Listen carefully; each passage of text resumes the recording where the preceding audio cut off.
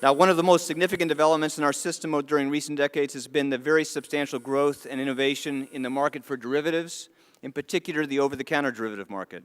Because of this enormous scale and the critical role these instruments play in our markets, establishing a comprehensive framework of oversight for derivatives is crucial.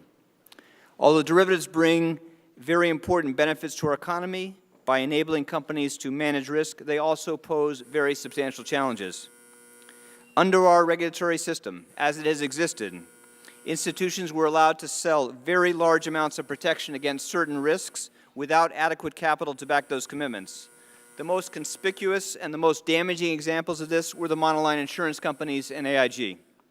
Banks were able to reduce the amount of capital they held against risk by purchasing credit protection from thinly capitalized special purpose insurers subject to little or no initial margin requirements.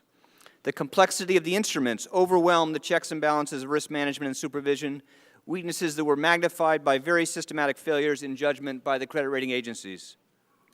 These failures enabled a substantial increase in leverage, both outside and within the banking system. Inadequate enforcement authority and information made the system more vulnerable to fraud and to market manipulation.